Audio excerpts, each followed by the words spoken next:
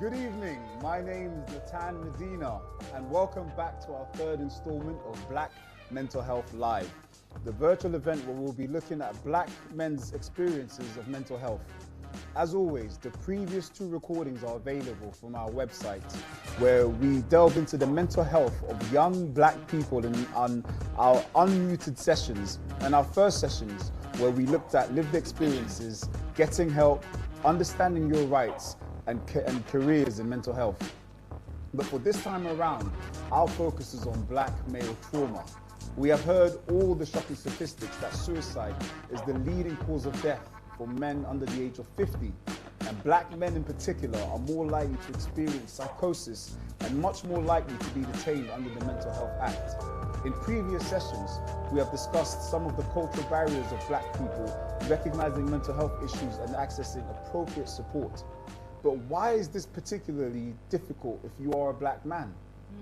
Is this just about toxic masculinity, racial stereotyping, or is there something more deep-rooted?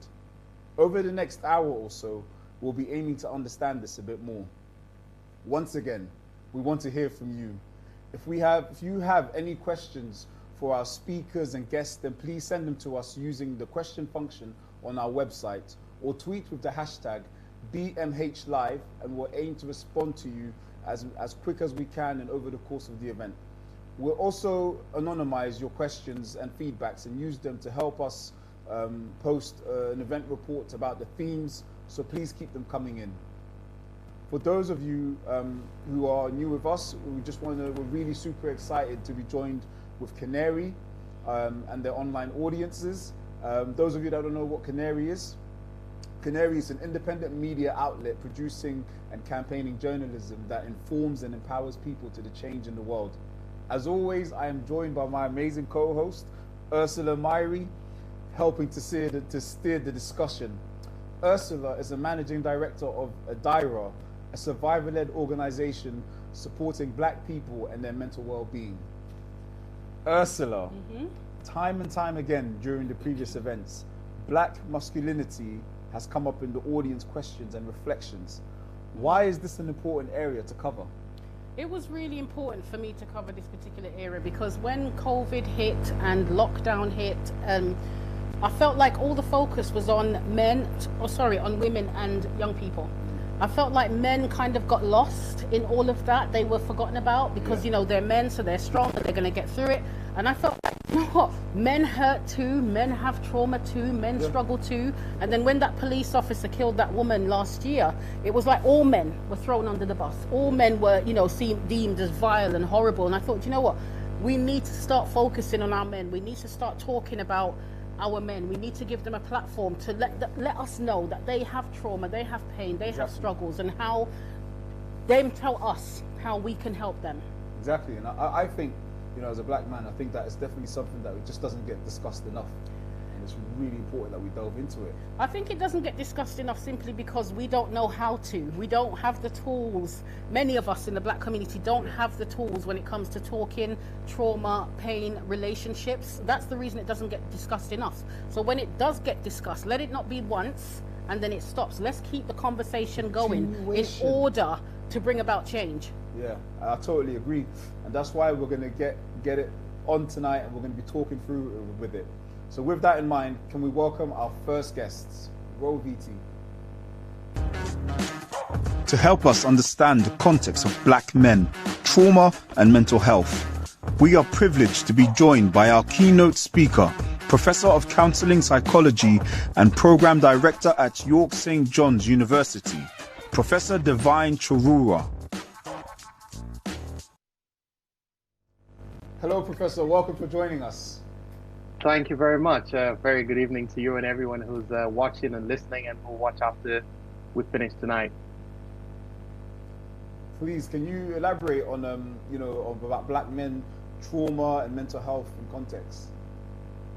Well, thank you very much. I'd like to do that by virtue of a presentation tonight. Excuse me. I'd like to do that by virtue of a presentation tonight. And it's often really easy for many people to accept the strain of human beings living under difficult environments. And I'm very thankful to you as two hosts tonight for this invitation. When it comes to trauma and the stresses and the inequalities that are associated with certain inhospitable environments, many people understand that. If there's a flood, if there's war, people think, well, we can understand the trauma that comes with that.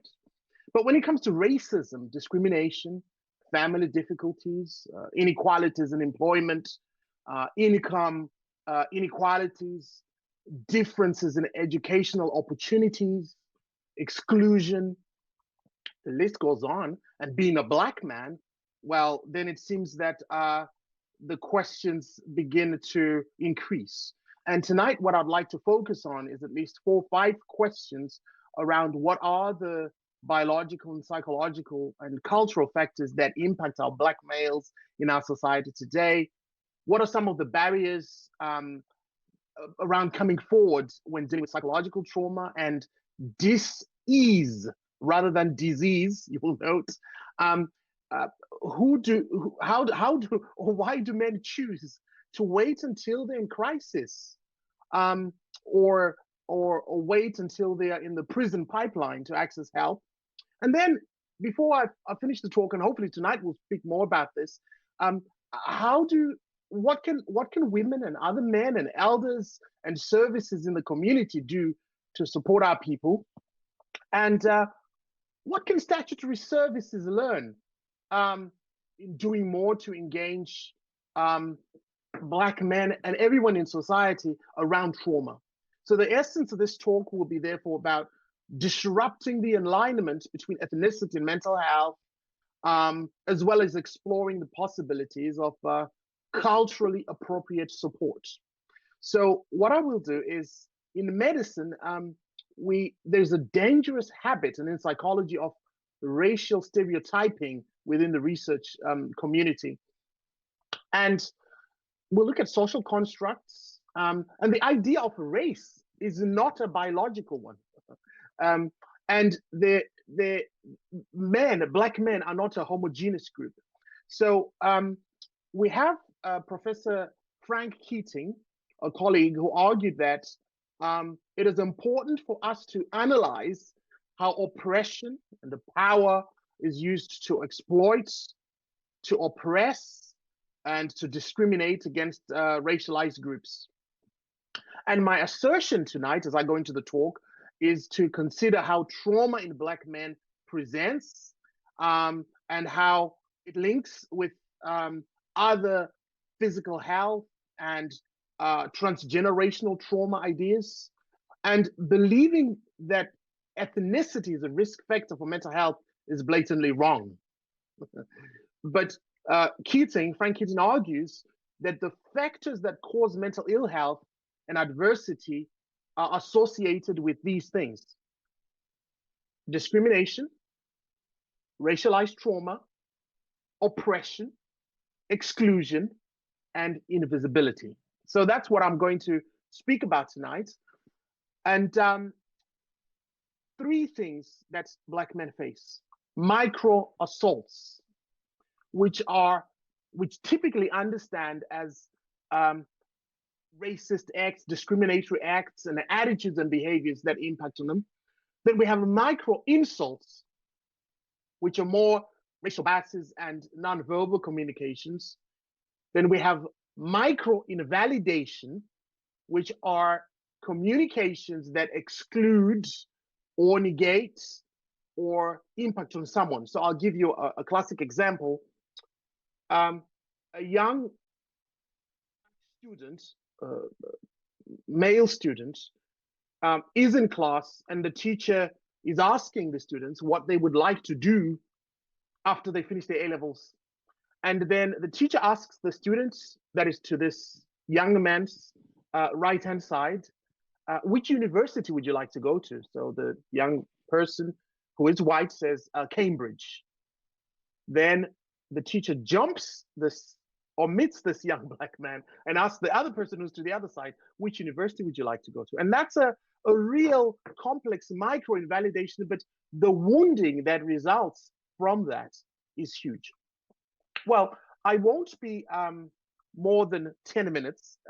So if you just bear with me, I'll go straight into sharing some of my slides, and I've already said the questions we're going to cover. So we need to look at the definition of trauma. What do we mean by this thing that we call trauma? And trauma is commonly defined as exposure to actual or threatened death or serious injury, or in which intense fear, horror, or helplessness predominates. Now, we can also have what we call complex trauma, which is associated with a more prolonged, repeated traumatic experiences being experienced by one. You know, it might be sexual assault, physical violence, emotional abuse, neglect. But often I think in the literature, if we're critical, it misses the impact of continued microaggressions and the complexities that we face in our society and our community. I'll go on to my next slide, which looks at this picture that we've all become really aware of, Mr. George Floyd, when he was murdered, and what we call collective trauma. And collective trauma is more about the community, trauma at a collective level, and the psychological impact of it at a collective level. Well, I've already spoken about this myth that ethnicity is a risk factor to mental health. It's not. It's more what we experience as Black men. I've spoken about the microaggressions, but some of these pictures you will recognize and realize what we mean by the microaggressions. Well, we could ask the question of what are the biological, the psychological challenges that Black men face? And I'll go through these very quickly. Some of it is relationship difficulties that we face. Some of it is to do with trauma and disappointment. Some of it is to do with identity challenges, which we'll speak to. Some of it is the many traumas that we might have faced through life, coming from homes in which there are complex dynamics, immigration, migration issues, and cultural experiences of normality, adoption loss, and so on. So these are some of the biological, the psychological, and the emotional challenges that many of us face in relation to trauma. If you look at some of the employment graphs, I think a graph that might be much better for me to share with you, you'll be able to see higher unemployment rates in the Black males in the community. That's really impacts. You can tell for ethnic minorities, if you look at the chart for the last, since 2008 to 2020, you can see how ethnic minorities and certainly Black men have a higher instance of unemployment. Well, let me move on to then speak to you about the challenges. We've spoken about these challenges, cultural, societal projections, spiritual challenges that we face, disappointment. I know many, many, many young Black men, middle-aged men who have 1, 2, 3 degrees, but can't get a job. And the impact of that on them. What is it that happens in society? There's something that's really a psychodynamic process that happens in society, which is to do with what is projected into Black men as bad, as troublesome, as to be afraid of.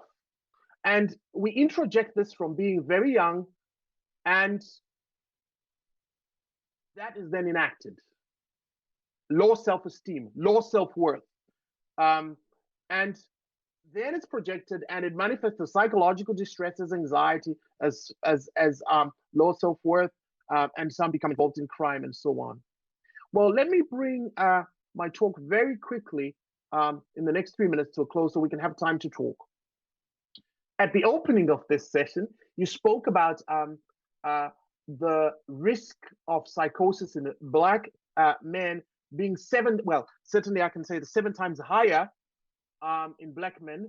In the Count Me In census of 2006 to 2010, admission rates to hospital were higher. we know that Black men have a higher rate of suicide attempts and indeed success. Let's move on, and I'll come back to the barriers. What are the barriers? Discrimination, mental health stigma, huge barrier. The criminal justice system, 40% of children in the criminal justice system. So I'll pause. What I want to do is I want to pause. I'll take it to a study that was done on transgenerational trauma, and then I'll pause my talk on account of time so that I don't go over the time, because I want to give time for us to discuss these matters. A study that was done by Dias and Russler, two neuroscientists, and they gave electric shocks to mice and blue cherry blossom scents. And then after a few days, after a few weeks, they would just blow cherry blossom scent and the mice would shudder. Then they bred them to the third generation and took the baby mice, mingled them with other normal mice. What do you think happened when they blew cherry blossom scent? The baby mice from the third generation shuddered, which in that case spoke to transgenerational trauma. So I think I would like to bring it to a pause, because I want the audience to discuss. I had lots around the impact on the brain, the impact on our bodies neurologically, psychologically, and let me leave us on the heart, but let me leave us with two quotes. A Black man was murdered by police, and my white peers just moved through life like absolutely nothing happened. Meanwhile, I'm fighting back tears to push through meetings. I think this was relating to George Floyd. That's And really powerful. Powerful. it's powerful, isn't it? And the last one that I want to end at, and I'll share some of this information, but I want to end at a really powerful quote that was tweeted, which was tweeted by Stephanie Lahart. Dear Black communities, our Black boys matter. Encourage you all to invest in our male youth by inspiring, by celebrating, and empowering them. They need our wisdom, our love, our support, our encouragement, direction, and positive examples to follow. Let's support our young kings, and I love that. And I think our kings, whether middle-aged, young or old, Kings, yeah. in becoming confident, knowledgeable, strong, well-rounded, and powerful Black men with integrity. It's imperative that we set them up for greatness early on in life, change the narrative of raising broken Black males. Let's raise our boys to be Black men that rock in every area of life. It's up to us to prepare, to teach, and to empower them. So thank you very much. And I'd like to give time for us to discuss. Thank you. Like, those are really, really powerful quotes. Like, and it's like you said, like to break the cycle of how people are being raised broken. And one of the things that really touched me about how you said about how it perpetuates about what they're being projected and how it perpetuates to their behavior, is so true. I remember being younger, thinking about role models when I used to have discussions with my friends, and it's like a lot of the role models I seem to know when I was younger would seem to just be entertainers or sportsmen, and that's it. And it wasn't until when I got older I saw politicians and other figureheads that were such strong and positive role models that changed the narrative and that lived a completely different life to what I grew up seeing directly in front of me. Yeah. So like I totally agree. Like it's really important to change the narrative. Yeah, change the narrative. But I love what it said there about make them strong, but also all-rounded. So strong doesn't mean you teach them not to cry. You teach them not to show pain or to show hurt, or to man up, or to toughen up. You've got to make sure they're all rounded. Yes, they're strong, but they can also cry when necessary. They can also be sensitive. They can also be warm. They can also be kind. They can also be engaging. It's this narrative that we have portrayed for so long of the strong black man, the strong black woman at any cost. Portray that image, even if it's killing you to portray it anyway. And what you end up having is what happened to Meghan Markle and that tennis player. When we've been showing people for so long that strength, that when we show, actually we do feel, we do hurt, we do cry, we do have mental health, the world doesn't believe us. And we want to blame the world and say, oh, when black people show their pain and trauma, we're not believed. But we created that narrative. We, for hundreds of years, showed that, you know, I'm the strong black woman. Now when we're trying to say, but we do feel, we do hurt, we do cry, and the world is saying, no, you don't, because all these years you've been strong. You can't have it both ways. Pick a side. No. I just want to interject quickly. I just want to apologize to our viewers for some of the issues, some of the technical issues that we've been facing. We are aware of it. We've got our amazing team working on some of the issues. So please bear with us. I'm sorry, did you want to add to that, Professor Devine? Well, I mean, absolutely. No, not to the technical issues, to Ursula, No. That's what I'm saying. I mean, absolute agreement with what Ursula's saying about this myth about being a strong black man or strong superhero woman whilst suffering. And I think this is why, in the end, a lot of people that I see as a clinician, when they come, they're at absolute crisis. They have been in denial of the challenges they're facing. They're probably experiencing serious psychosis or depression. And when I say, how long has this been going on? Well, it started 2 years ago and something wasn't right. It started 3, 4, 5 years ago. It goes right back to childhood. Help, because we already have what I would call psychological hairline fractures. So when I was young, you know, if you had a BMX and you fell, and you get a fracture, when it's cold, you will always feel it. And I think the hairline fracture and the challenges we're facing are through discrimination, through the challenges in society, through difficulties in relationships. And add on top of that, if we have psychological distress, it's really important that we come out and seek help and support. It's really important that we come out and seek help and support. And that is the key thing that really resonates with me. Like, the help and support has to come. It's something that has to be, you know, we have to achieve that together, and that's something that has to be actioned. It's not enough just talking about it. It's not just once. It has to be every day, and it's something that has to be, you know, practiced. You know. But in order for you to encourage somebody to seek help, then you must become what we now love referring to as safe spaces. It's the new buzzword, safe space, safe space. Come to here, it's a safe space. Come to my office, my house, it's a safe space. I tell people all the time, that's nonsense.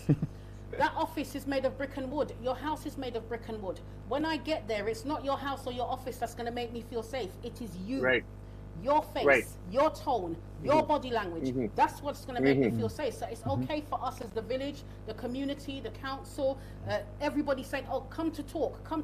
But are you, when I get there, are you a safe space for me? Is your face, if I come and say, listen, I'm really struggling. Straight away, I don't want to talk to you. You ain't my safe space anymore. So it's not enough to say come and talk. You need to become, we human beings are the safe space. Exactly. And you know, there's a big difference. You notice it when you feel safe, the way that you express yourself. You know, you can open up, you can be honest. You don't fear, you don't act on fear, you don't use defensive mechanisms. You can be honest and vulnerable. And that kind of vulnerability and that engagement at a vulnerable level can lead to some sort of progression, to some sort of breakthrough, like grounds for like things, you know, to come out and for realizations to be made and people to actually really recognize the situation and change things, progress things. Exactly. So mothers, fathers, husbands, wives, brothers, uncles, you become the safe space for your husband, for your child, for your partner. When your husband comes home and says, baby, I've had a long day, so have I. Don't do that. Baby, what can I do to make it better? When your child comes and says, Mommy, I got bullied at school today, go back and whoop that boy. No. Okay, let's sit down and tell Mommy what happened. You become the safe space. Exactly. Inspirational words spoken from Ursula. Thank you so much for being with us, Professor Divine. We're just going to have to move on, but hopefully we'll have some more time for questions at the end. Thank you so much. That's great. Thank you. Thank you so much. It's great. Okay, so next we're going to be moving on to our next guest, who is Dale. Are you with us? Yes. Hi. Hi. Just before you begin, I'm just going to tell you a little bit about Dale. Dale Taylor Gentles is a man on a mission. He's a youth activist on homelessness, mental health, and sexual health. Among many things, he is currently studying sociology and has particular research interest in the experiences of Black male queerness. Hello, Dale. Are you okay today? Thank you for coming. I'm great, thanks. I'm good. Yeah. So, I just have a big question. First of all, welcome to Black Mental Health Live. Something that comes up continuously at these events. Sorry, apologies. And Ursula, with us? Sorry, were you? No. Sorry about that. Something that comes up continuously at these events is how sexuality, particularly anything that isn't heteronormative, is still such a taboo in the Black community. In your experience, is this more so for men? I would definitely say both. It impacts both men and women. Like the heteronormativity within the Black community and the wider society. But I think it particularly targets men because heteronormativity is linked to patriarchy and ideas about what it means to be masculine and what it means to be a man, and often pits masculinity and femininity against each other and putting masculinity on the top. And as such, it often links non-heterosexual identities such as being gay or bisexual or anything that sits under that queer umbrella as feminine or less than masculine, or does that attach it to what it means to be a man? So yeah, definitely, I think it tends to impact men a lot more than women. Yeah. So do you want to? Can you expand on kind of like what you found in your research and in your interests and your experiences? Yeah. So on that topic, I've often found, in relation to mental health in particular, what you mentioned before about like how racism impacts Black community and particularly Black men around their identity. Then for Black queer people, like Black bisexual men, Black gay men, etc., they have another, I suppose, another avenue of discrimination. So they have an intersexual kind of discrimination where they're not only experiencing racism and that form of discrimination, but homophobia or transphobia or that kind of discrimination as well. So I suppose it's like two aspects of that identity are constantly they're constantly fighting against the world with those two aspects of that identity, or trying to stand their ground in the world. Yeah. I was watching. Sorry. No, of course. Yeah. I was watching a program this week. I think it was on the news or something, and it was to do with Pride Month, because it's Pride Month.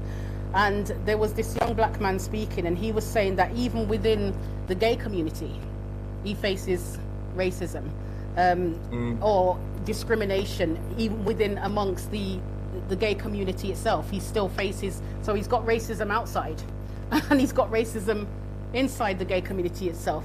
Do you find that? Yeah, definitely. And I think as I said, for Black queer men or Black gay men, Black bisexual men, we often experience not only racism, but also the homophobia. So that we experience that in all spaces, whether that's within our Black community, we experience racism and then colorism as well, or where we're in queer spaces where we experience homophobia. We experience like racism and then also sometimes different aspects of homophobia or the different forms of discrimination that sit within that as well, around like more feminine identities or more masculine identities, etc.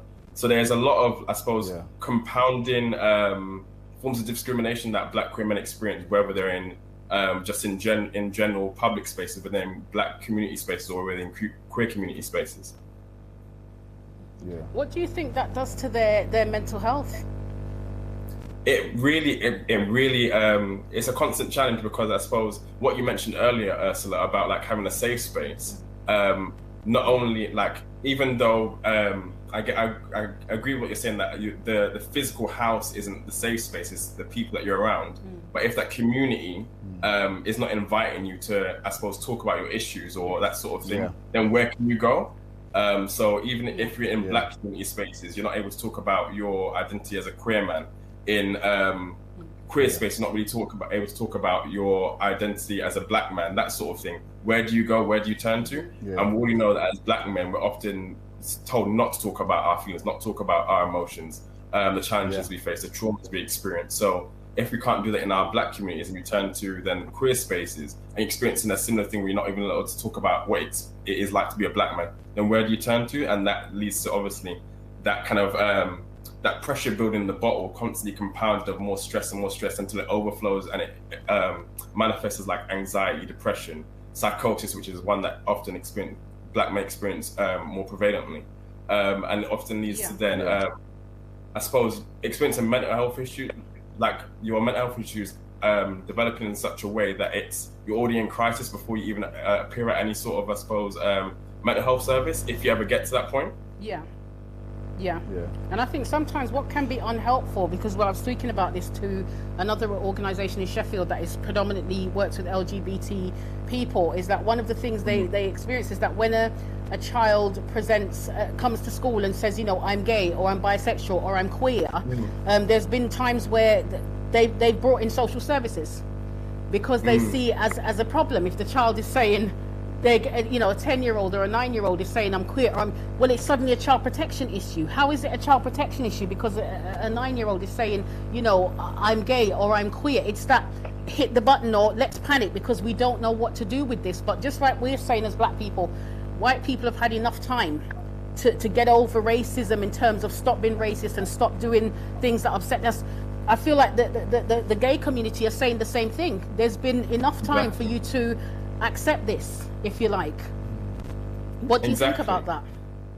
No, I completely agree, because not, as you said, we as Black people understand what it's like to be discriminated against. We constantly face that constant, I suppose, assault from racism in whether it's on TV, we see those really like the microaggressions in whether it's on news programs, in our public when we go into public experience, in our workspace we experience it.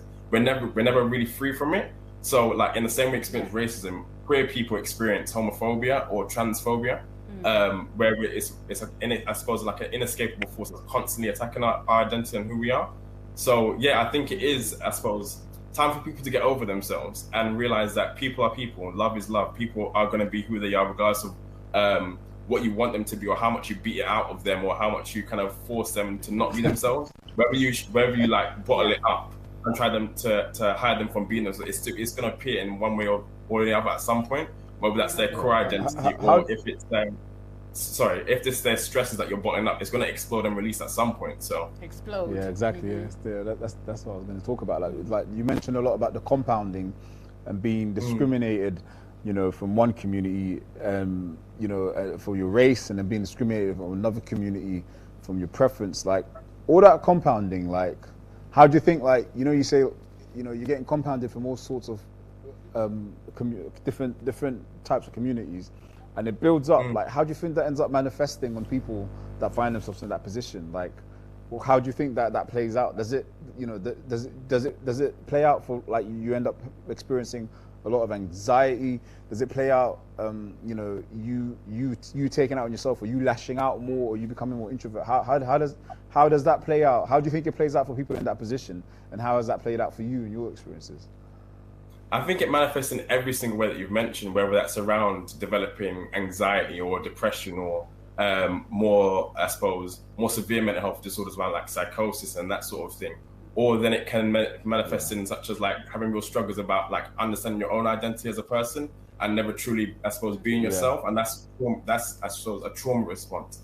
And in the same that we understand that if you're not able to talk about your traumas and express though, like I suppose whether you were bullied as a child or whatever, if you're not able to just be yourself and like exist and express yourself at your full personality, that's a trauma in itself. And that constant, I suppose, having to hide away or hide your emotions or hide who you truly are, whether that's about talking about your traumas or who you are as a person, that can lead to serious mental health issues, and that constantly, I suppose snowball effect of never really being yourself, that builds and builds and builds and manifests into some serious mental health traumas and identity traumas.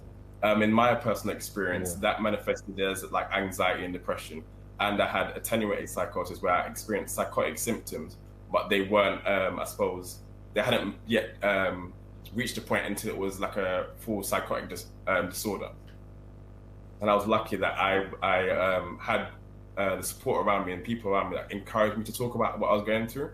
And what I always say is, like, a problem shared is a problem halved. The more you're able to talk about something, the less it is a burden for yourself. You're able to share it with the people around you. Share it with that safe space or that community or those friends and family around you.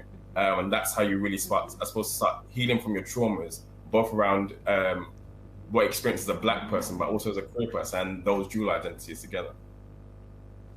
Yeah, so like it's like the importance of like talking, like you said, you know, like when you're going through trauma, you know, communicating and being able to talk, and it links back to how you said about the safe space. You know, it's really important about having that safe space, and like without the support of having that safe space, you can't even begin to have any type of like foundation to deal with trauma. You don't even, you know, it's like trying to set off and no wheels. Like the importance of having a support network around you. Like how did you draw on that support network in order to help you deal with your trauma and help gradually manage it? I think for me, it was one definitely where it was having a good, like really good friends around me, like friends that I knew that I could definitely turn to when I was going through hardship. Or it wasn't even, it was that, but also like, I suppose, not only having those good friends around me, but then also like being able being that safe space for them as well. So when they were experiencing hardship and stuff, they could share their difficulties with me. So I suppose you build that rapport and that bond with people that allows you not only to, I suppose, sometimes rant and cuss and swear when you need to and let off the steam or whatever, but they can do the same in their time of need as well. And that's how you start to build your network, your community, where you know you can turn to in those times of hardship. And also educating yourself. We've got the internet now, like technology is everywhere. We've all got like Google on our phones and whatever. There's so many support networks out there and organizations and grassroots like Adira that are out there that are supporting Black people with their traumas around mental health or whatever. It's like, I suppose sometimes it's not enough of an excuse anymore to say you don't know where to turn. The power is in your hands a lot of the time, and you just need to reach out, whether it's talking to a friend or turn into the internet and looking for what's around you, because there's always something around the corner for you. Going back, I like to show both sides of any one coin, because there is two sides to every coin. And while to an extent I agree with you that, you know, people need to kind of get over it, and as I said, you know, homosexuality or gay people have been around for a long time, but there's also the danger of trying to force feed, spoon feed. You know, my generation has slowly come to terms with it. My mother's generation, you ain't got a hope in hell. My grandmother, forget it. But that doesn't mean we leave them. That doesn't mean we force them. And when they don't, you know, accept or agree, we say, oh, they're homophobic. It's what you said, education. But they've got to be open to learning. Oh, okay, so my grandson is gay. In the 40s, that wasn't heard of, or, you know, it's the Bible says it's wrong, or, you know, whatever it is. We've got to try and be understanding as well. Do you agree with that? That yes, we should be more, you know, aware of these things and accepting, but are we not got to try and be understanding as well of the older generation and even my generation, who are still struggling to come to terms with things like this, especially in the Black community? You know, there's an African saying in certain African cultures, I'd rather have a dead child than a gay child, you know, and that's still said quite openly with pride and chest in 2021. But is that then not about education, rather than saying, oh, you're horrible, you're homophobic, you shouldn't be saying this? Isn't it about education? I think definitely at the root of it, I suppose the issue is a lack of education or ignorance in a lot of those statements that you've mentioned. There's a lot of ignorance attached to those things, or lack of understanding or lack of exposure. I think the way forward is empathy, but I suppose in the same way that I see both sides of it as well, in that it's not always the best response isn't always just to shut down the conversation. as opposed when you're the person is when you're the person with your back against the wall being attacked for simply who you are. It's, I suppose, what kind of response do you expect? In the same way that as Black people, we all know that we experience racism all the time, and sometimes people are accused just don't get it. And like, how many times are you going to continue to have to explain who you are or what it means to be me? It's like get with the program. The rules are out there. If you're not going to get with the program, kick rock. Sometimes I'm going to be honest.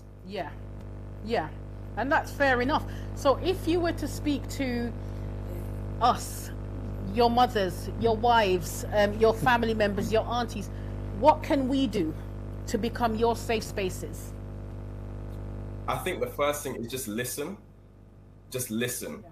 Because I think a lot of the time it's I suppose the gap is there's a lot of talking, but no one's really listening. So I'm telling you, this is my experience. You're telling me how much you don't like who I am, but no one's actually really listening to each other. I think it's about like having a proper like healthy dialogue, and I think that's where it falls to the ways, like whether it's around queer identity, where it's around sexuality, where it's around like being bullied as a child, as a Black child coming home to tell your parents, where it's about being like sexually assaulted or whatever it is, whatever like mental health difficulty or trauma it is. A lot of time there's a lot of like words shot across the room, but no real listening happening. And I think as parents, as guardians, as providers, that's what you need to be. You need to be that listening space. And that's when you start to become that safe space. When someone knows, or when the child, or whenever it is the infant or whatever it is, the parent really knows that you actually listen to them. That's when it starts to develop into that safe space that we all want. I think it's just listening first and foremost. So you want us to listen to understand as opposed to listen to respond. So listen and go like, okay, exactly. I see, and rather than but. So listen to understand, don't listen to respond. Okay. Exactly. Thank you. It's like you said, like I think opening the door for discussion, rather than a one-way conversation for discussion, and I think trying to understand where one person's coming from and then understand where the other person's coming from is kind of the first steps. And you might not agree, it might be a bit heated, but having that dialogue, is a starting step than just shutting things out, because nothing gets solved. Nothing gets solved when you go about things that way. And we spoke about that earlier, but a two-way discussion is better than just a one-way goes for everything. So I think it is important to try to encourage that discussion, and it takes a lot of courage, speaking to especially older generation, because they're used to things being done, set in their ways, their way, put down, and that's it. And that's it. So it's really important to have a lot of courage and to approach things from, I'm not going to try and impose this on you, but we need to have a discussion, and this discussion needs to continue until there's a reasonable, middle ground. I totally agree with that. Thank you so much for elaborating with that. We're going to move on to our next guest. Just sorting out technical issues, who is, I believe, is Wilster. Oh, apologies. Before we move on to Wilster, we have an animation that we want to share with you. So roll VT, please.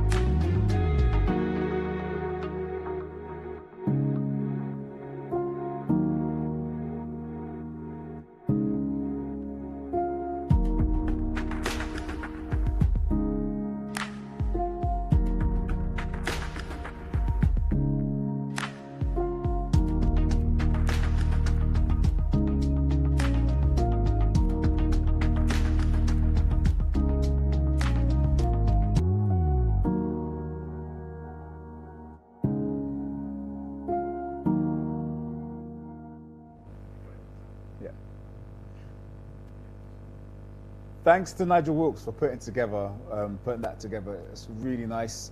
So often we really don't know what people are actually going through, and support is not there, or it comes out too late.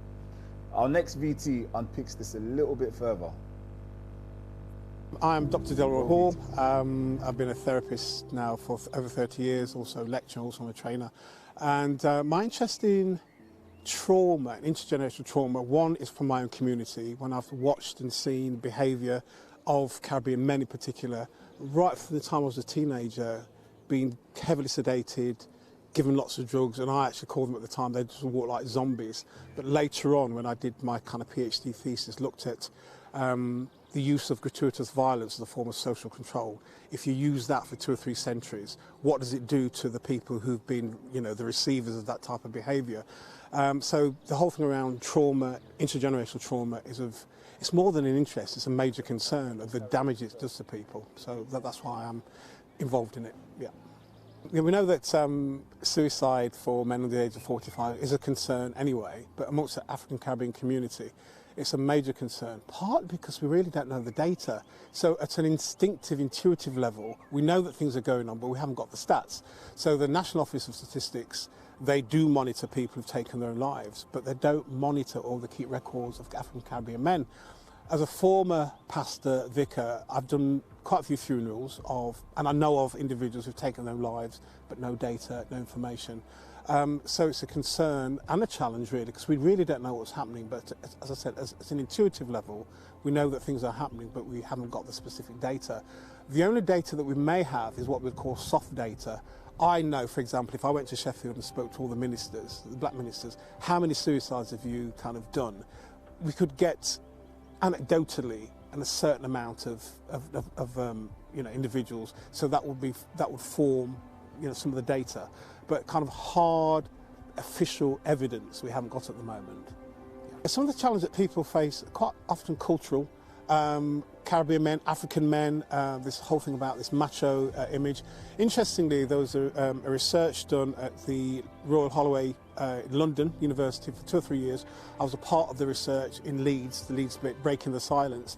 And one of the things that came from the research that the African Caribbean and African men said that part of the contributing factor that led to their breakdown was the macho image. It was too much energy to kind of tough it out, style it out, because I'm a man, therefore I just need to kind of keep going. But one of the things I do know, I'm not a Freudian, but a Freudian quote is, unexpressed emotions never die, they are buried alive and come forth later in uglier ways. So there's stuff around us as a people that don't deal with the emotions of things as it happens, and it has dire consequences on our health. Recently we've done some work with Sedaka and Sheffield Flourish looking at the whole thing around suicide and black men. And it's really important for targeted information because, one, I guess people kind of the majority population, if you see flyers that don't represent you, it does kind of, it does something to you. So if you have flyers that you've got images that you can relate to, you resonate with, it's really, really helpful. And also targeted, so it means that if somebody reads it and sees it, well, actually, I'm not on my own, and these are services I can actually reach out and be connected to. So it's really kind of sending out a lifeline to let individuals know, black men, look, these are services here for you, specifically designed for you, to help you with difficulties and trauma and so forth. Okay.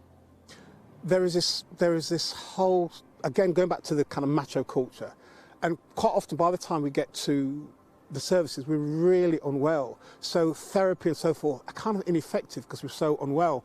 But the other thing as well, for people of faith, quite often seeking help outside the faith is seen as a sign of weakness.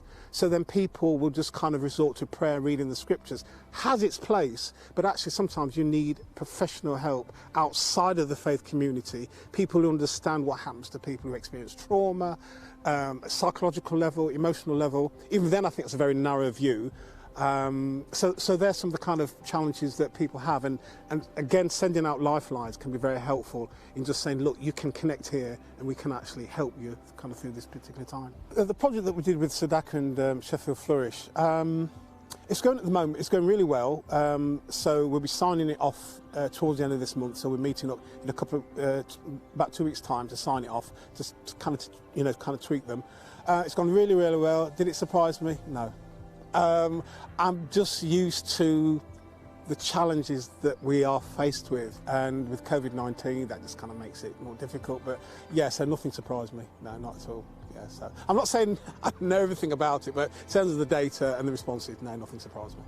Yeah, yeah. One of the reasons, well, one of many reasons why the flyers we're doing it's very specific, targeted, is that one.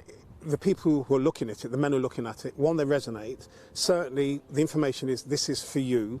Quite often when African Caribbean men turn up to services, it's not appropriate. So we're making a case, look, this is for you. We understand culture, who you are, some of the struggles. So it has to be targeted other than a very generic thing. Also, what we want to do with the flyers is have local people in as images. So black guys can actually identify with people who actually live in the city, who may be quite successful now, but they've had a history of mental illness or depression and so forth.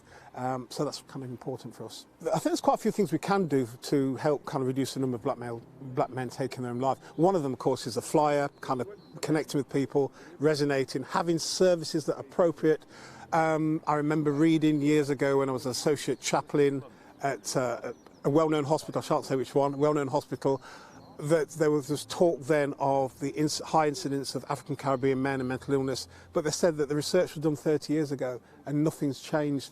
And this was in early 90s, and we're still talking about it now. So services are not being seriously changed to accommodate cultural differences. So there's certainly things that they can do. Certainly for me, I think the importance of self-love, incredibly important, not just for black men, for everybody, but certainly for black men. When you've been treated in a particular way for a long period of time, it does a lot to our brain, to our emotions, how we see ourselves. So for me, what's really important, the whole thing around self-love, how we treat ourselves, how we look after ourselves. So if you really cared for yourself, you wouldn't eat half-cooked meal or a food that's not really good for you. You'd cook a proper meal, or yeah, if you're giving something to a friend, you really look after yourself. I think one of the things that we can do, another thing, is that a lot of us as black men will spend thousands of pounds on a car, but we won't think of spending a few £100s of seeing a counsellor if we're in a crisis. The other thing as well that I would say, that counsellors are really good for prevention.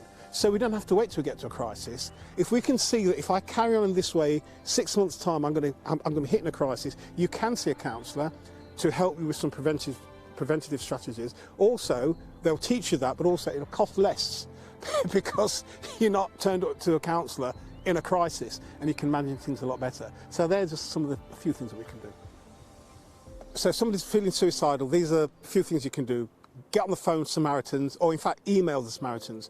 You can contact SACMA. When the flyers are done, you'll have signposts where you know where to kind of go to. The Sheffield Mental Health Guide is an excellent resource for places that you can contact. So once you have these tools in place, use them. Don't wait with the crisis. Have them ready so that when the crisis occurs, you know what to do.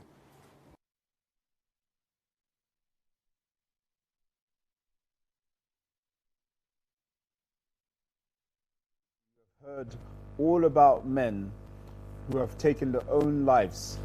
If you are a black man who would like to get involved further in the project of Dr. Delroy Hall and Sheffield Flourish, then please visit the Flourish website at www.sheffieldflourish.co.uk/black men. Time for our next guest.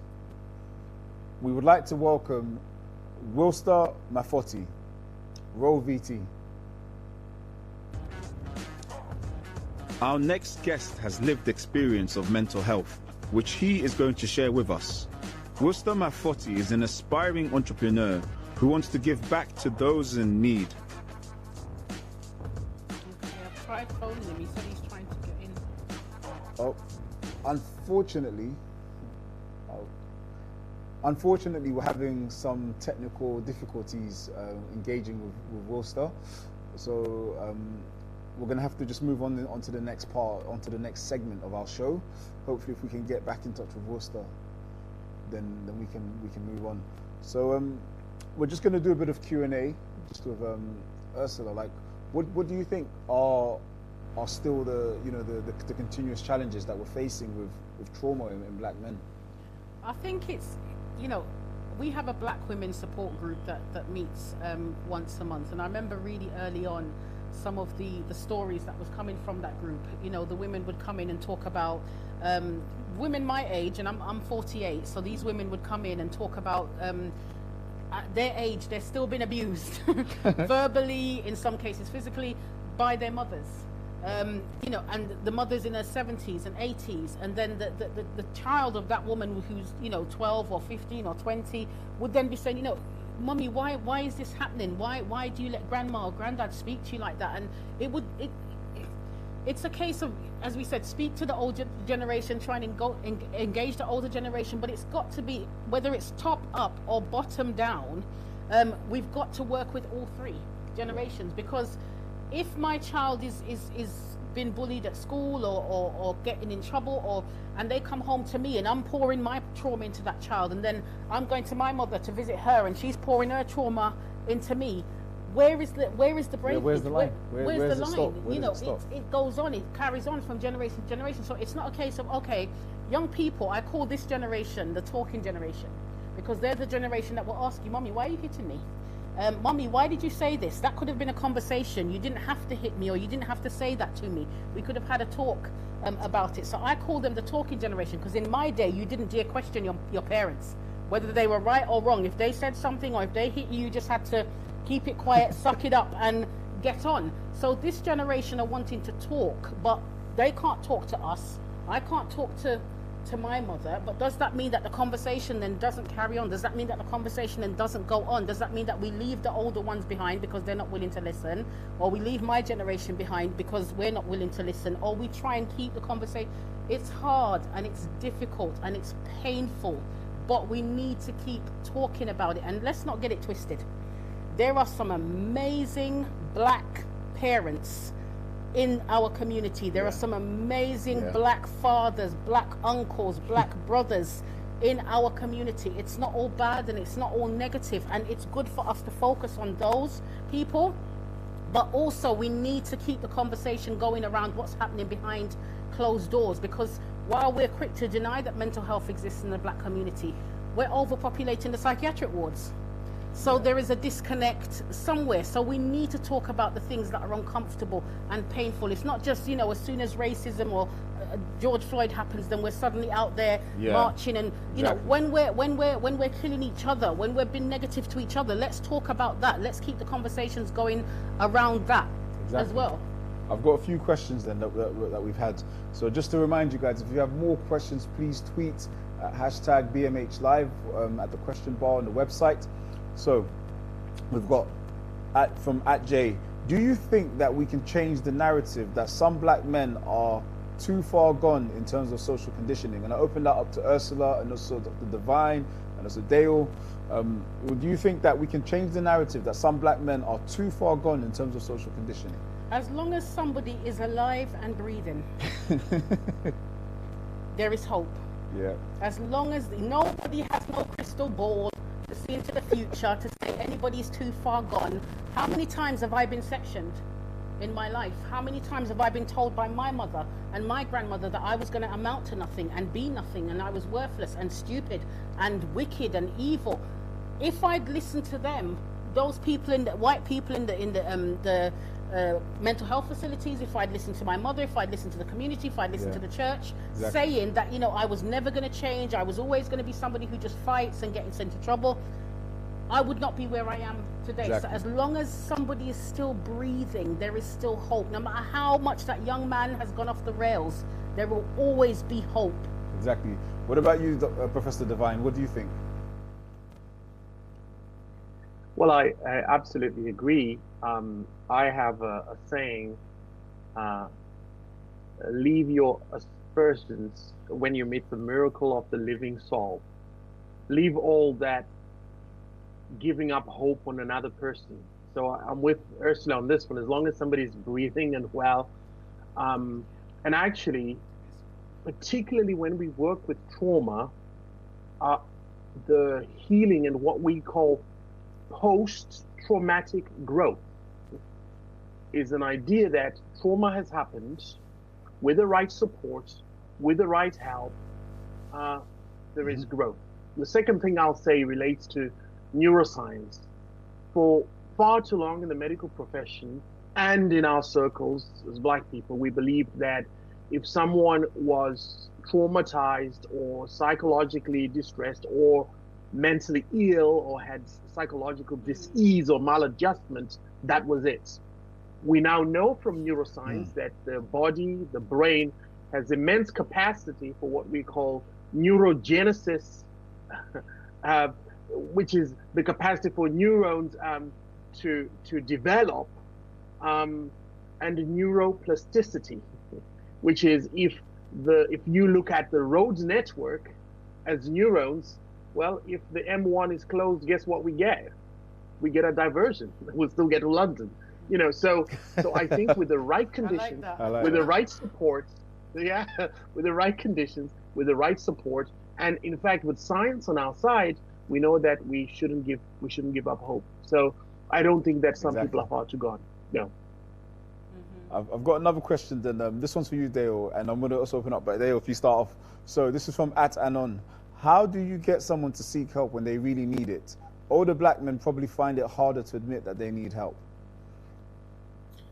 I think there's many ways to go about it. I think it's first, for particularly people that are just completely against it, I think it's at first not pushing them to, I suppose, maybe the extremes of the support, so accessing mental health services, but first just maybe open that conversation amongst yourselves so they trust you and they're your close friend or family member with them.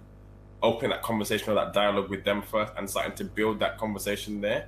And then I suppose starting to drip feed that kind of advice or that those gems of wisdom about like, okay, how you can further seek support. So once they're talking to you about some of the difficulties they've faced, then it's okay, well, I can see that you have this particular trauma around, I don't know, bullying or whatever else. Here's a service that can maybe go a bit further than I can with you.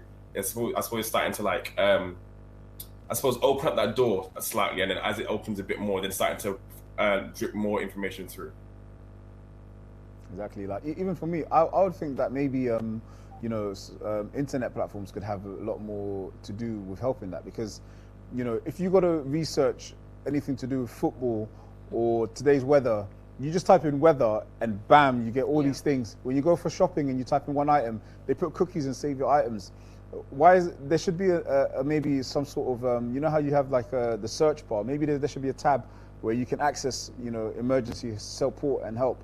You know, just an I need help button, and it can filter down to all sorts of options that can give you access based on your location, that, you know, all sorts of like search things based on certain topics or headlines. You know, maybe since we're such in a technological age, maybe social media and the internet platforms can start helping making that information really accessible. Because that's your first route of finding information these days for a lot of people. You just go to your phone if you dispute something and you Google it and find out whether this thing is true. So maybe there can be a bit of more support on the technological level. I think another barrier to people getting help, especially men, is because we're so quick to offer. As soon as somebody says, you know, oh, I'm struggling, or okay, let me get you a therapist. Okay, let me call a doctor. Okay, let me do this. It's almost like walking past somebody and they're in a hole and you automatically throw in a ladder, or you automatically throw in a rope. I don't need a rope. I don't need a ladder. Get in the hole. Get in the hole and sit in the hole with me, because maybe that's what I need right now. I need you to get in the hole, sit on the floor, in the gravel with me, and if we have to sit in silence, then let's do that. If we have to talk while I'm in the hole, let's do that. When I go to somebody's house who I'm supporting and I find them on their kitchen floor because they're crying their eyes out that the electric's just gone out, I don't say to them, get off the floor and let's look at how we can get the electric back on. I get on the floor. I get on the sitting room floor. I get on the bathroom floor. I get on the toilet floor, and I sit with them there until they're ready to say, okay, do you know what? I'm ready to get up now and decide how I'm going to get my electric back on, because in the moment I didn't need you to put the electric on. I didn't need you to take me to the corner shop and put £10 on it. I needed you to sit on my sitting floor and validate how I'm feeling right now in the moment. Thank you so much, and I'm happy to announce that we've got Wilster back on. So we're just going to roll with the Worcester's VT. Our next guest has lived experience of mental health, which he is going to share with us. Worcester Mafotti is an aspiring entrepreneur who wants to give back to those in need.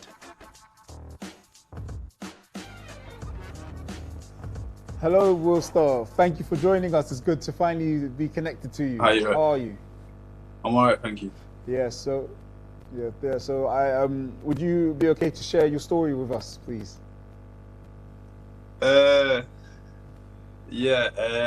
My story is how would you like me to tell my story? Like specifically, what would you like? Just in your own words. You know, this is your time. This is your space, your safe space. You know, just say it in your own words.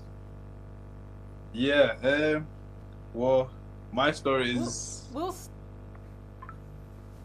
Yeah. Sorry, go on, darling. Obviously, my story is growing up from young. I guess I say my kind of trauma is I've gone through a lot of sudden change, where if it'd been around me from a bit longer, I feel like I could have got somewhere. But then being changed around so much, I've always had to adapt to every new environment that I'm in to try to get to where I need to be. So sometimes I guess I found a way to get through it by smiling a lot of the time, get me through life, and always obviously hoping for something good. But then I think as I got older, and then I think like more things that I was experiencing and then being involved in, like kind of I think that was too much for me personally in my own brain, because I've already had to go through so much. So then adding more to it, it's just like adding the baggage until it's kind of overflowing. And then I think I had that one point at me where I felt like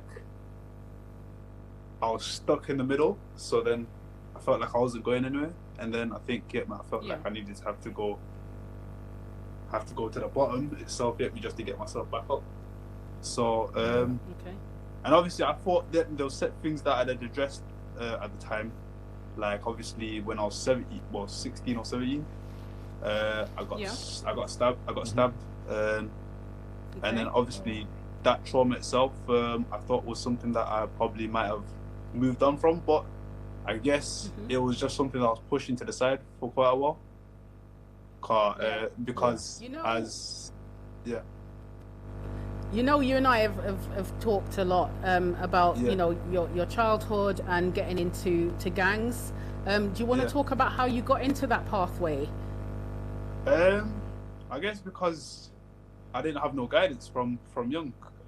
Personally, like I don't know my own mom, so I guess that's one thing I felt like was missing for a very long while, because with me and my dad, the relationship was kind of strained. So it's one of them ones. Like I'm in general, I'm just a person that likes to do my own thing in general. So I guess because me and my dad's relationship was strained, like you couldn't really exactly tell me anything, because I'm listening to myself, me relying on myself. So anyone else's rules, me will just, I guess, go out one ear to the other. But I still stayed like focused me on the things that I needed to get to me. So like I try to stay good-hearted at times me for many things, like try to stay committed to school. So it's like even though that quite a lot of things were going on, I think other things me outside of the family itself was like an escape to help me cope with obviously what's going on back there. And then eventually your outside surroundings become what you feel like is home. So friends become like family. Normal. So everything, like your house don't feel like your house. It feels like it's just somewhere you sleep in. It feels like so you mean it doesn't feel like a home? And it feels like you need to be just on your own in general, because you don't feel like you belong. And when you're trying to, and then you're doing everything I can to also seek validation of other people, because you just want to feel accepted in some kind of circle. even if it's not that circle, Yes. it can be as many circles as it need. You feel like you need to impress everyone because you've done that so much with family. So it's like when somebody's actually giving you the attention, it's like, oh, okay. It's like, yeah, I'm gonna do everything I can to make them obviously. And that's what led you into gangs? Yeah, I guess. Almost seeking that validation. Yeah, trying to seek validation quite a lot. Cause I felt like. And would you say that is what almost cost you your life? Yeah, I guess it almost cost me my life to an extent because seeking validation and then chilling with the wrong people with a tunnel vision, thinking everyone's got me personally, until that one person obviously showed me life is not a game itself. Because I guess like I grew up at times even though I had many situations where things could have gone any direction, I felt like I still had like some kind of like blessing against me, like blessing that kept me going. But then it's just like it was only that itself showed me I need to stop having too many associates and friends around me. But the thing itself was I'm still kind of stuck in my ways where I'm seeking validation of the wrong crowd.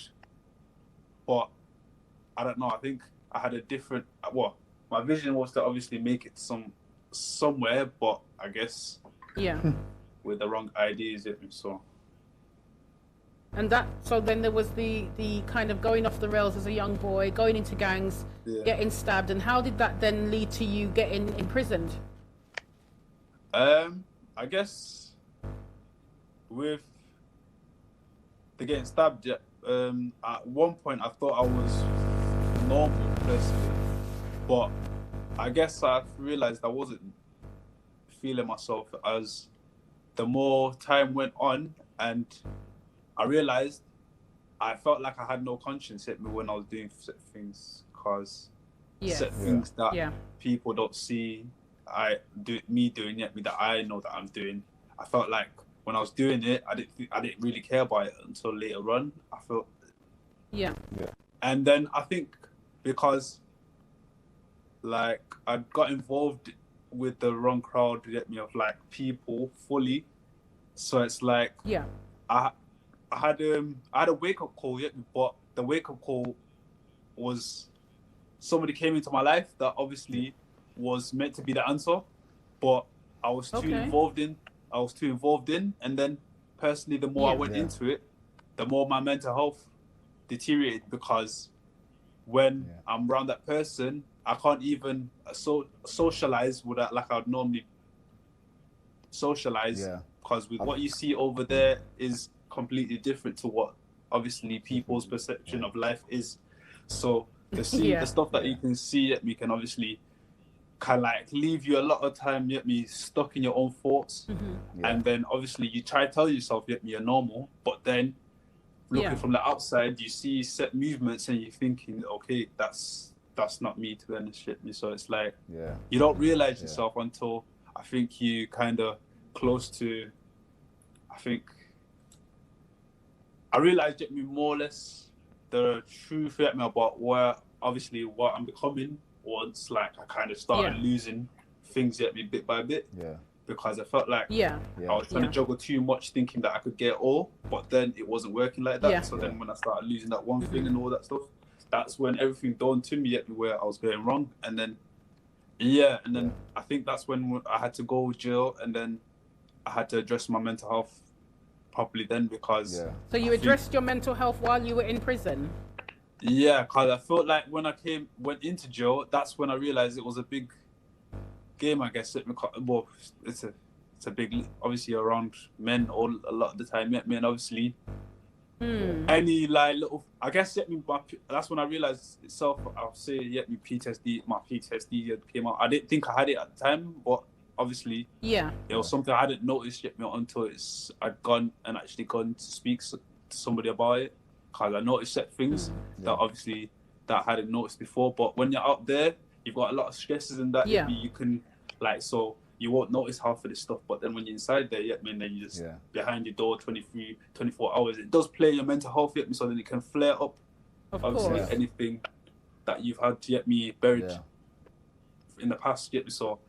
And that's when I realized we've got some questions coming in. We've got some really good questions coming in. So from one of the questions we've got is, what can we do, is this from Nigel Wilkes, what can we do to help make our black men more resilient? So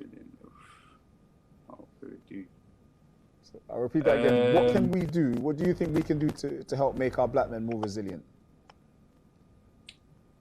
In your opinion, Wilster?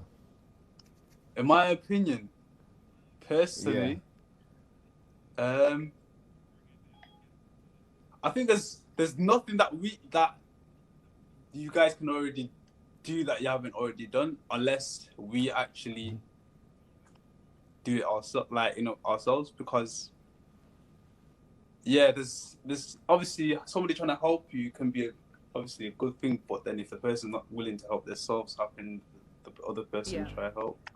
So it personally lies on if the person wants to be helped. So and obviously everyone wants to be helped, but then some people just have their pride. They want to help themselves, isn't it? So it's like if they drop their pride.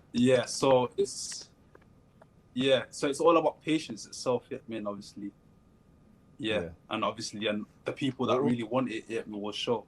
Obviously, you can't force everyone to be the same, but at least you can open your arms to everyone, even eventually if they come round, then I guess what about you, the Professor best Divine? way to help. What about you, Professor Divine? What would you say to that as well? What can we do to help make our black men more resilient? Yeah, well, I thank you for that question. I actually think we need to step back to think. By the time we think resilience, we're already thinking trauma. I think the answer lies a few steps back. If we think about resilience as a kind of internal resource that one has that enables them to manage in times of adversity, in times of trauma, in times of high stress, to think about having that reserve at the time of stress is too late. So I think we need to think about how we might be able to support black men to have an internal resource before they face adversity, before they face challenges. Okay, how do we do this? We invest in relationships and families. We invest in role models.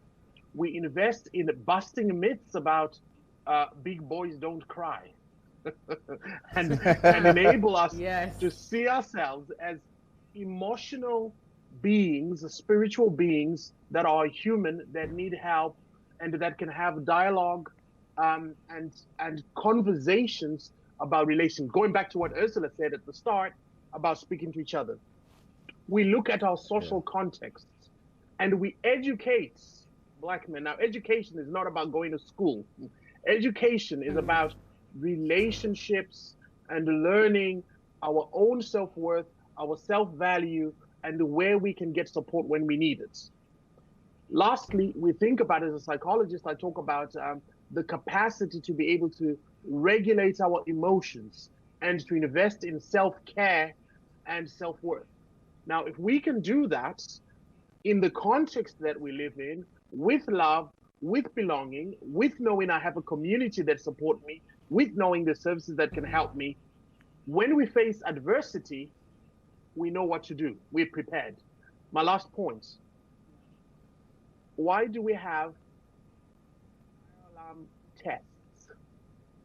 And when you're walking down the stairs, if you've ever been in a building, everyone is going, oh, not another fire. Is it a real fire or is it? But we do it as a way of preparing for if there was a fire that is raging, you know what to do. You don't start thinking, where's the exit? And when there is a fire and you've never done the fire drill. So for me, I think investing services like Adira, the support we're giving, things that are culturally appropriate, thinking about mental health, mental well-being, exercise, good health, relationships, families, then that's how we prepare black men for resilience, identity, and taking pride in who we are. We're not bad. We're not inferior. Thank you so much, Professor. So, next on suicide prevention, the criminal justice systems, black male bisexuality. We have covered some really big subjects during this session, but amongst all the complex topics, it is easy to forget about the day-to-day experiences of black men. The small microaggressions, the use of language, the lack of cultural awareness, or just the straight up racism. Roll VT.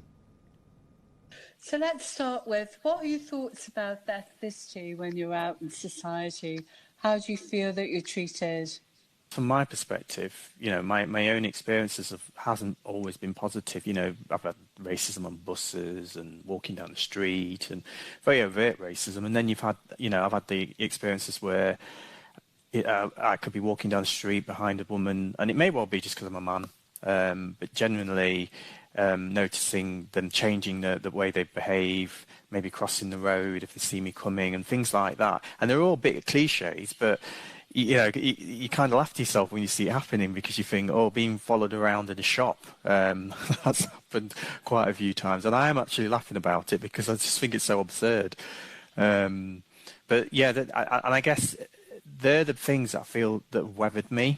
So when I go out, I'm much more aware of that sort of stuff. It's always there in the backdrop of my consciousness. And I always think, I'm not saying I go out there thinking it's going to happen, but it's almost like being ready for it. And I think, you know, early on in my experiences as a young man, you know, as a child, I was always told, well, you can't go there, or be careful if you go there.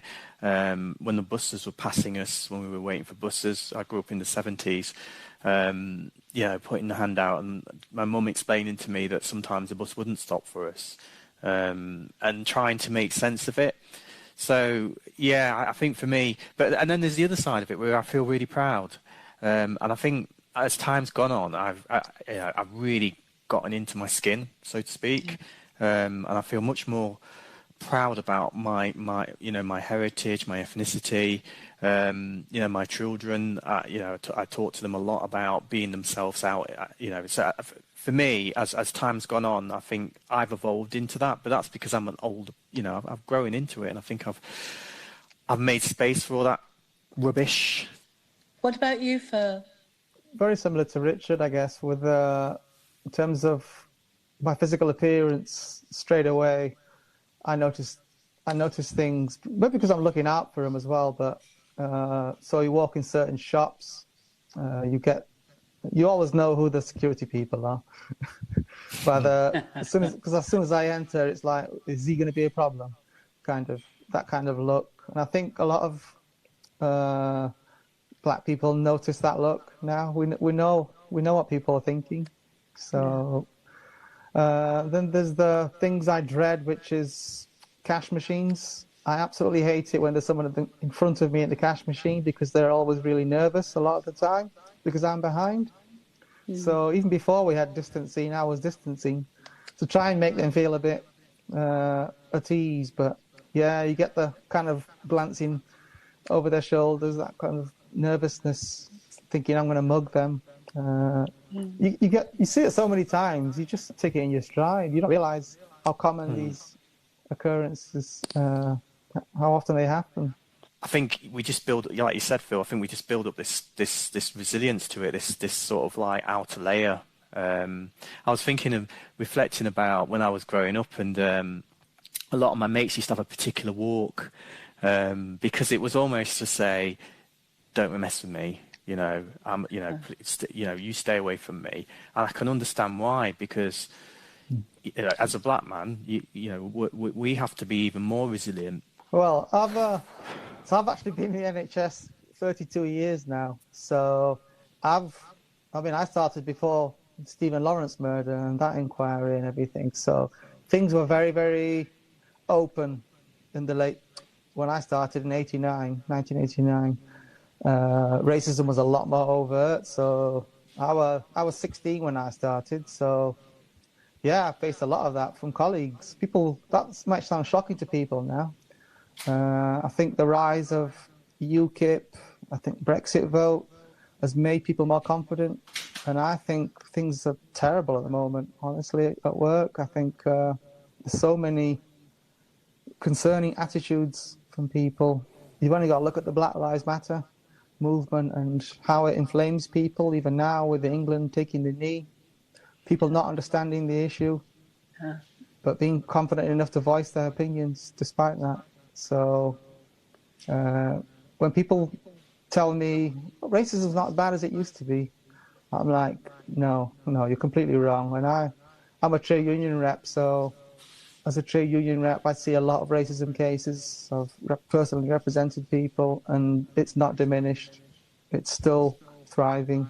People still suffer, especially on our inpatient wards. A lot of our staff are getting a lot of racist abuse from service users, for instance. That comes from somewhere.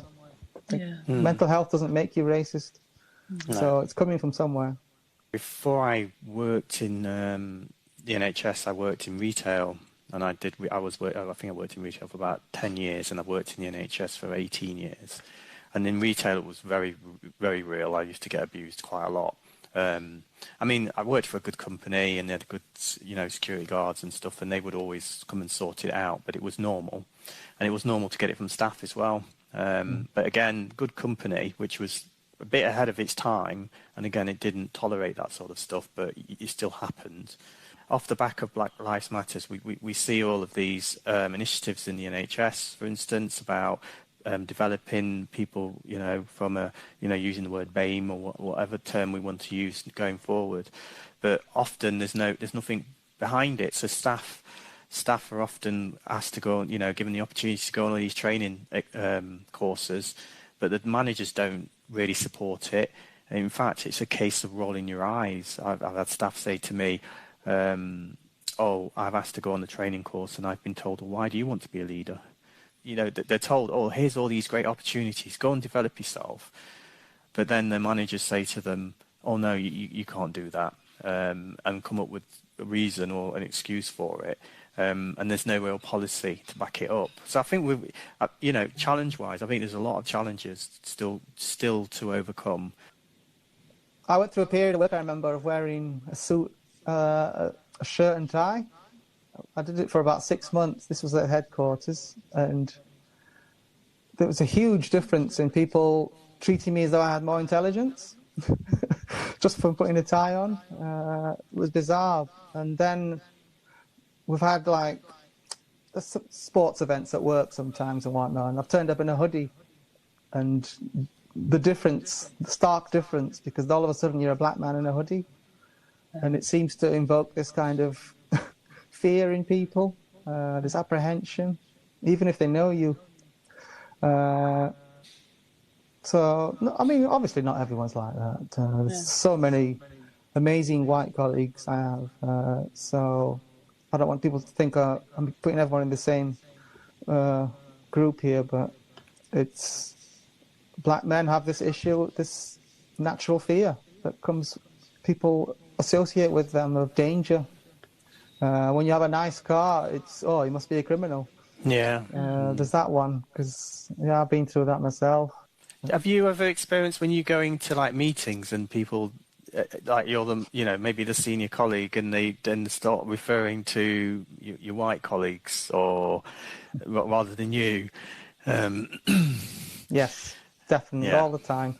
Yeah. So in my role, I lead. I'm the lead specialist on a lot of things like software. But if I'm in the days when we had face-to-face meetings before COVID, if I was there with my white manager, they'd refer to my white manager for questions, and the white manager has to say, well, ask Phil. Phil's the one to ask. Because people automatically do he's not as bright, he's not white. There's always a challenge, I think, of trying to read the situation for what it is. So it can be very easy to say everything is racism.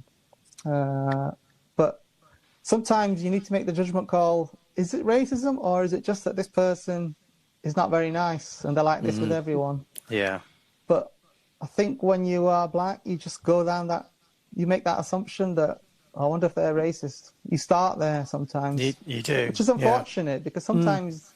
It's not true, yeah. Yeah, it just might be that they're rude and they're like that with everyone. I guess I'd like to finish on hope, stories of hope. So, yes, we've talked a lot about racism in this country, and let's make no bones about it. This country is institutionally racist. Forget what that report said that came out from the government a few months ago. It's a load of rubbish.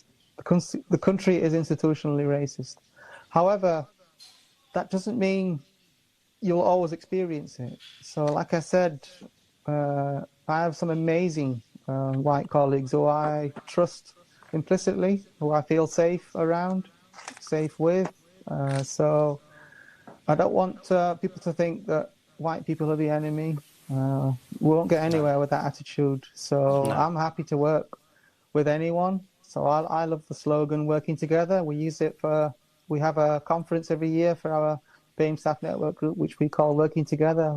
It's for a reason we call it Working Together. We can't do this alone. We have to do it with white people. So I don't want anyone thinking I see white people as the enemy. That's not the case. Well, I'm mixed race, so half my family is white. So yeah, same here. So yeah, I think I'll finish on a similar to Phil. I think what you've said, Phil. I think you really captured it all. I'll just finish on a little story. I was in at the Tower of London with my sons. My youngest, who went running past, dropped his ice cream, and he was crying his eyes out. So we had to get back in this really, really long queue to get him an ice cream. And then along walks this white lady, walks over to him, hands him an ice cream and says, "Here you are." And that speaks volumes, doesn't it? This a little black boy crying his eyes out, and she did something out of the kind. She didn't ask for the money or anything like that. She didn't, she didn't stand on ceremony. She just said, "Here you go." And we were like, "Oh, please, let's play," and that says a lot, doesn't it? And it goes back to what Phil was saying. Which is that, there are a lot of people out there who have really good, compassionate hearts who aren't racist. But they've just got to get in the game. They've got to get in there and support us so that we can make a difference. Thank you very much, both of you. That was great. Amazing words from Phil Jonas and Richard Holder. So we just have a few questions just to finish off with. So for Professor Devine, what's your take on, just at Collins from Bradford, what's your take on our people suffering from high self-esteem but low racial esteem?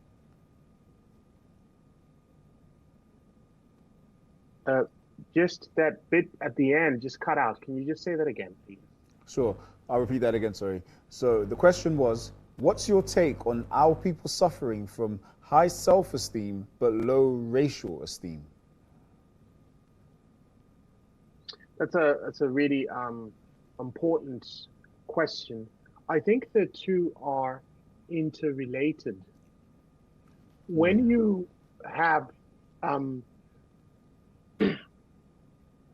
have esteem, faith, belief in yourself, really holding in mind that you can conquer the world. Say all the affirmations you want, and then you go outside, and then the microaggressions begin. That has a psychological, a neurochemical impact on you, that those microaggressions weaver you. Now, in a sense, I think that the work is, how do we get knocked down and get back up again, so that we can maintain that internal strength, that internal belief system, that internal value that we have.